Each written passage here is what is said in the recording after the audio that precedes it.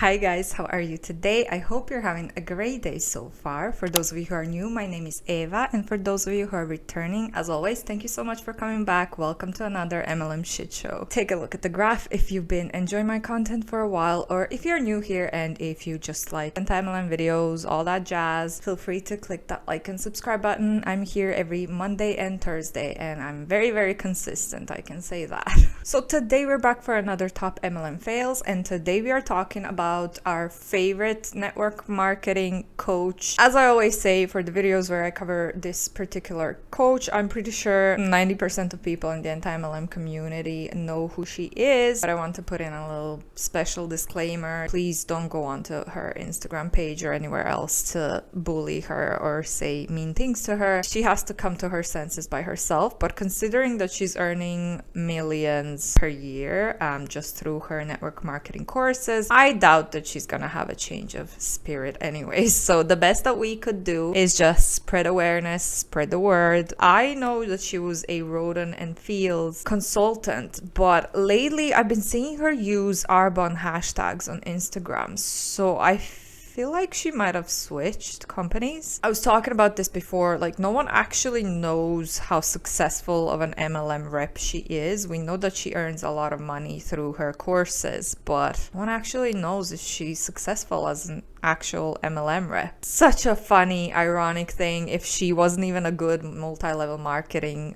representative, but she is teaching people on how to be one, which is like, how can you teach something that you can't even adapt for yourself? Anyways, no long rants today. Let's just put a little disclaimer in here and let's get into the video.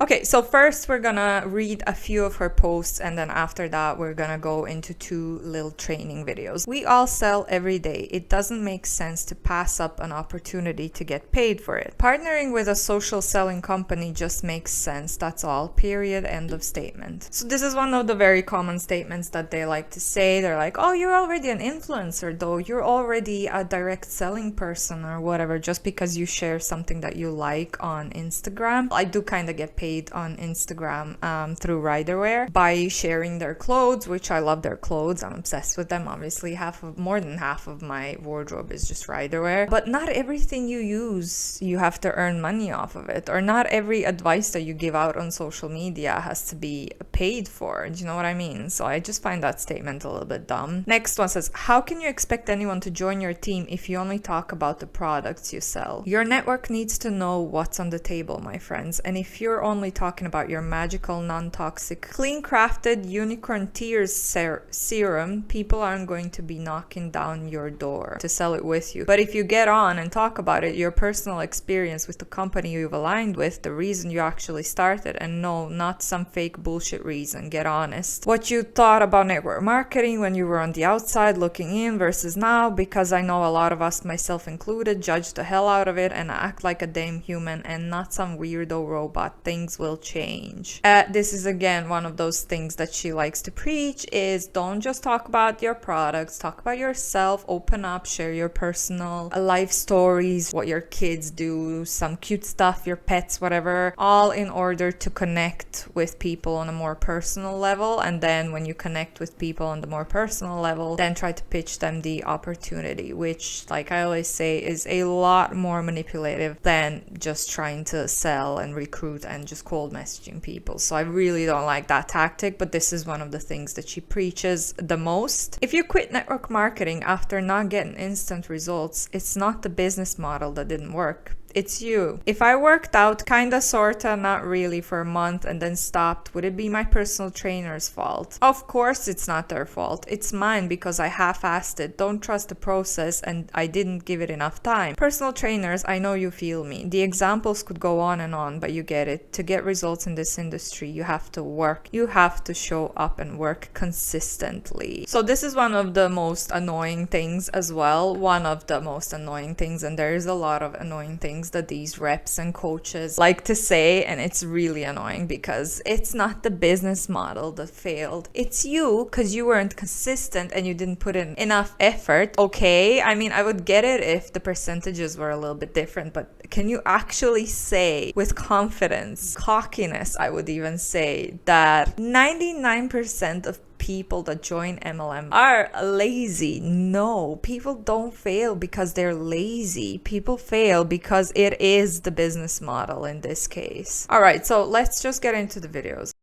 We're going to talk about a couple of things.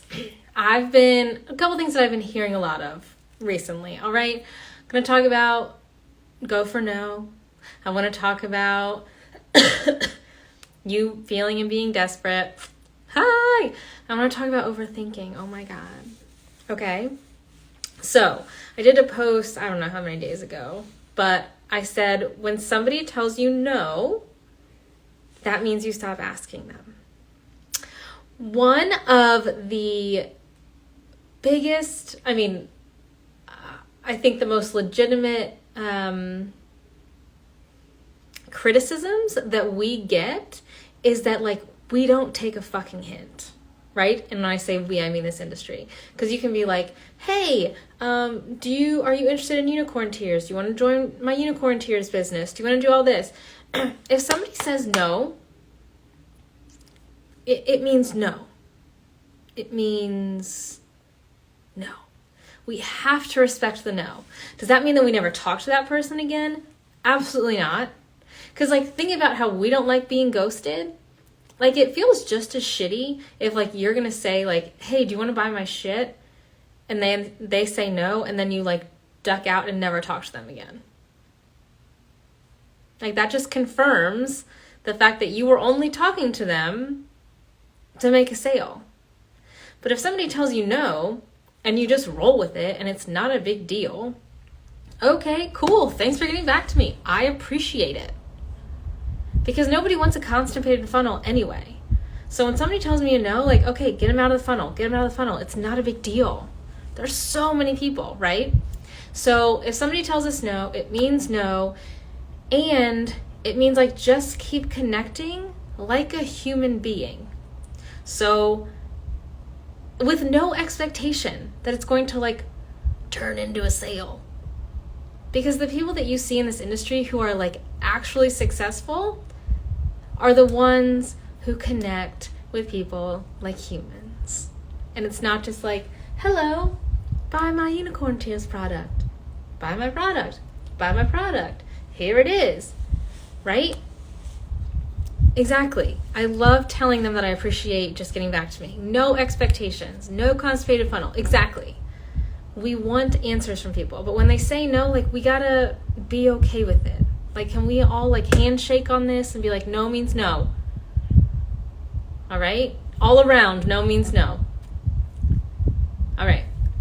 So I've been hearing from people across the board on here and in DSGC saying, I'm feeling desperate in the way that I'm showing up on social media. I'm feeling desperate in the way that I'm reaching out to people. I feel like I have to get them. You know what I mean? Get them.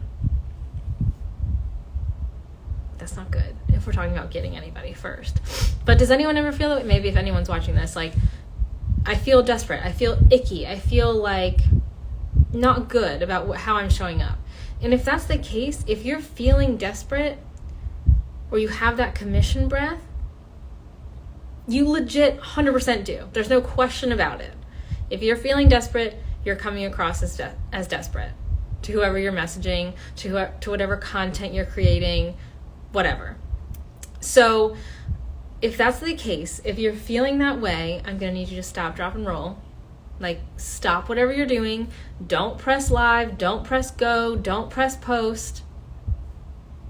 Like, step back. Assess the situation. Why do you feel desperate? Is it because you're trying to reach a rank? Are you trying to earn an incentive? Are you, desperate to make a certain amount of money? Right? Like, where's the desperation coming from? Why are you not just having fun? what's getting in the way of the fun. Because those of us who are having fun are making a lot of sales. Those of us who are having fun are recruiting people. But those of us who show up and they're like, I have to do something, and they're like, it's attached to a goal, that's when things get weird. That's when things get icky. So I want you to just like, if that's the case, and I can't like tell every person here who feels kind of off, but like just reassess like where you're at. You don't have to be here on social media every second of every day. If you're feeling gross, just stop for a sec, because you're not gross, you're not desperate, you don't have commission breath. It's happening because you're making it about you rather than having fun and connecting with people. All right, so Susan, like, I'm not having fun. Okay, well, first of all, can I just say, I really am curious about what her courses actually look like and what she is teaching on those courses, because she's got a good few of these live trainings on her Instagram profile, and it's just like the advice that she gives is so basic and it's not really helpful. So I don't know if this is just for like the Instagram part. She doesn't want to go in too deep on those things, but this is like unhelpful. Not everyone, but mostly people, when they start panicking, you know that, okay, I should really stop, take a breather and try again, or look what I'm doing differently or wrong or whatever. And not just multi-level marketing, I mean for anything else in life. So the advice that she gives out on IG is very, very basic. So I don't know, are people paying for this? I hope at least her courses are a bit more in-depth and useful, because so far from what I've heard, there's nothing useful about her advice. And then she said, those of us who are having fun, this should be fun. Not everyone is gonna have fun and enjoy their job, and there's nothing wrong with that. Like, yeah, obviously it would be great to have a job that's not too stressful and stuff like that, but some people have to have stressful jobs in order for the world to keep rolling the way it's rolling. So not everyone can have fun at their job, you know. And multi-level marketing, what is so fun about it? You having to cold message. Yeah, she said, of course, don't cold message, but you still have all of these people that you're trying to connect with, which is even more work actually than just cold messaging people. They have those lists of 100 people when you start, and then you have to set up a goal for yourself. Okay, I'm gonna recruit 10 people per week or whatever. So you have all of these people that you're contacting that are saying no to you, and you still have to go back to them, and you still have to try and create a relationship with them. You still have to, even after they say no, you still have to remain in contact with them because they're still a potential future customer. Constantly adding new people onto the list, trying to befriend them and stuff like that in order to recruit and sell. It's just very tiring. And now you're not even allowed to accept no and leave them be. Now you have to keep trying to connect with them, which is just, it's just so much work. And it's also so fake. Running out of time a little bit here. So let's take a look at the second one. That engage your audience that have nothing to do with what you're selling. So give recommendations, ask for recommendations, post content that like encourages people to be in your DMs with no expectation that it's going to like, you know, flip and reverse to like a business conversation. Your job is to remind people that like you're human. And it's not just sales and bells and whistles and all the things, okay? When you're having these conversations, when you're being this normal human on the internet, then when you do bring up the business or the products, like people are more likely to listen, okay? So sober up, get back in the game, and be a human. A couple people asked some variation of like, how do you balance your personal posts and business related posts on your social media? Obviously, this is not my personal account. On my personal account, I definitely want my network marketing business to be the least interesting thing about me. I am not like Colleen Nichols, mom, this, here's my link. Like, I don't want it to be that. So I'm me focused. I am my brand. Just like you are your brand. I am not, the company that I'm aligned with is not me. They are not my brand.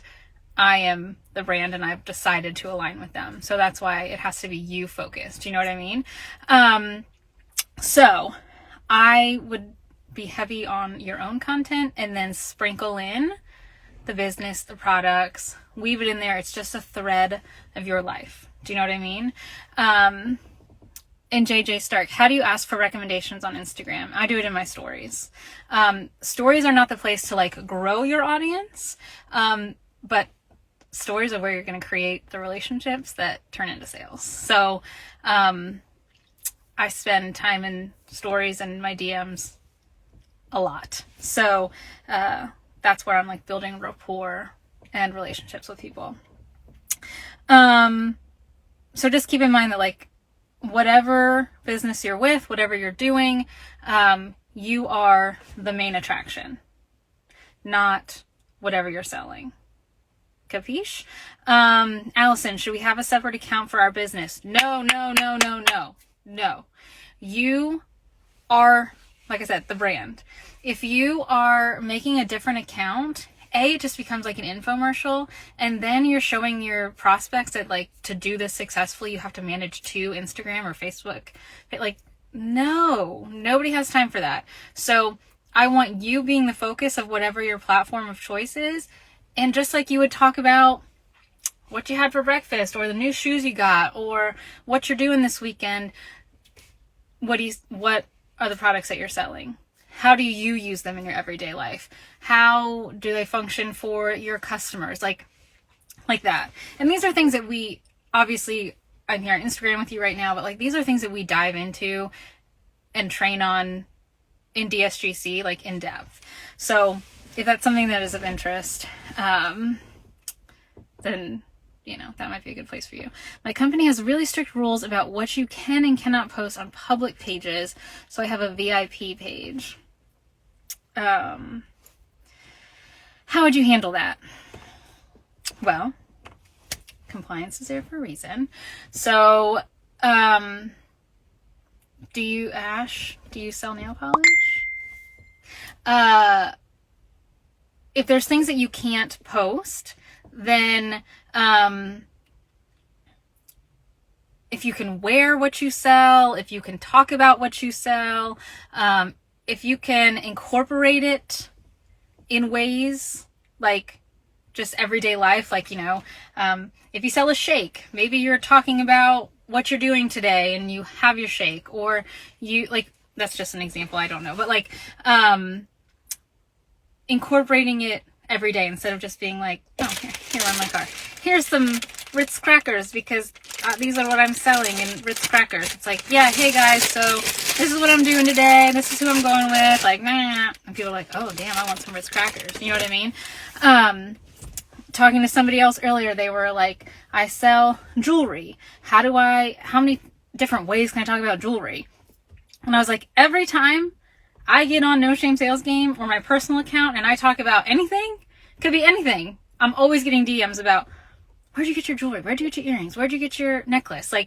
So incorporating it so people can just see it. People will ask. Well, okay, that was another very basic advice on how to manipulate people on social media, in my humble opinion. Anyway, yeah, you can let me know down below if you got anything else from all of this training, but all I got is just ways to manipulate people, ways to create fake relationships online. And she literally said right there, stories is where you create those relationships, which eventually lead to a sale / recruitment, right? We know that their ultimate goal is to recruit those people. So that's crazy. This is like a public Instagram profile, and they're not even trying to hide, like the people in the network marketing, they're not even trying to hide that they're all doing this just to try and sell to you. I mean, I guess it's a good thing that they're not trying to hide it, but then it's like, why aren't you a private account or something? Why isn't this spoken about somewhere less publicly? Like I said, it's good for the people to know, to see, to have evidence of all of the tactics tactics, all of the things that they are gonna do, but from their own perspective, it just doesn't really make much sense to just put that out there so publicly that you're literally doing all this, creating all these relationships just in order to sell. I don't like it from the point that it's so manipulative, but then I also don't like it from the point that these poor people are already hustling, the ones on the bottom, and now they have all of these extra tasks. I feel bad for those people at the bottom, I really do, because I know that most of them are just brainwashed, most of them are just manipulated into this. I'm gonna have to wrap that up here because I have 10 minutes left on my lunch break. Thank you so much for watching. I hope you enjoyed it. If you did, please leave me a like and subscribe to my channel for more content like this. As always, thank you to all of you nice people supporting me. If you're not coming from my social media, feel free to check me out. I'm gonna leave the link to my Instagram down below, and as always, I'm repeating myself, thanks for watching. I'll see you on Thursday. Bye.